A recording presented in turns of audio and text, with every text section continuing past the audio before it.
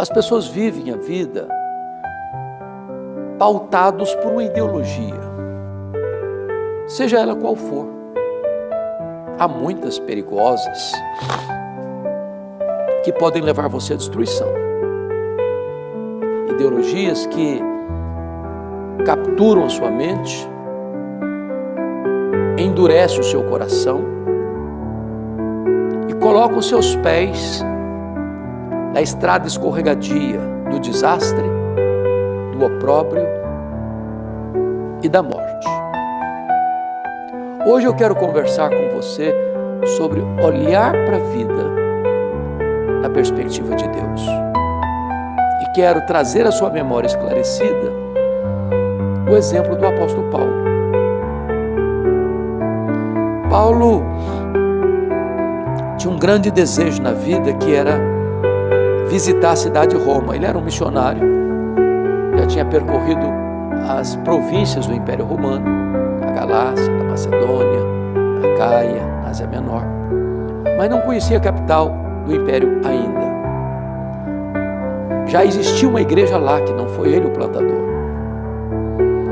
E ele tinha o propósito de visitar aquela igreja, de passar um tempo com aquela igreja, de compartilhar a palavra de Deus com aquela igreja e ser enviado por aquela igreja à Espanha, que era o último limite do mundo ocidental da época. Ele queria marcar aquela região longínqua um evangelho da graça de Cristo. Só que o plano dele era ir, e foi, mas não como planejou. Na verdade, ele chega em Roma depois de um naufrágio. Ele chega em Roma depois de ser picado por uma cobra venenosa. Ele chega em Roma algemado e preso. Parece-nos a princípio que os seus planos haviam sido frustrados. Não era o que ele tinha planejado.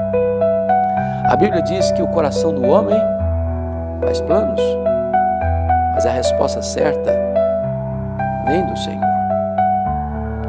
Entretanto, Paulo era aquele tipo de homem que entendia que se ele estava livre, ele era um missionário em campo aberto. Se ele estava preso, só mudava o campo missionário, ele era embaixador em cadeias.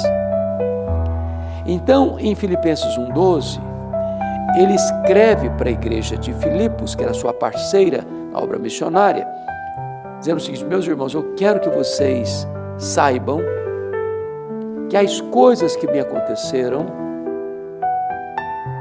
contribuíram para o progresso do Evangelho. Olha que interessante. Ele podia estar lamentando, diz: olha, irmãos, eu planejei uma coisa, não aconteceu. Orem por mim, porque estou muito frustrado, muito triste. Vim parar na cadeia, estou algemado. Meus planos viraram água, ruíram, caíram por terra. Não. Ele olha para a vida na perspectiva da soberania de Deus, porque ele entende que não tem acaso, não tem sorte, não tem azar, não tem determinismo, não tem misticismo, não tem qualquer fator externo que é o elemento determinante da sua vida, mas a mão de Deus que dirige o seu destino.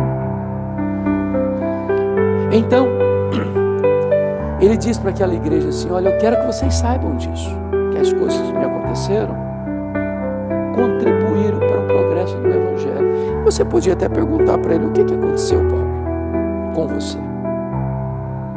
E ele poderia fazer uma síntese da sua própria vida, dizendo: olha, eu fui perseguido depois da minha conversão lá em Damasco. Quando eu cheguei em Jerusalém, eu fui rejeitado.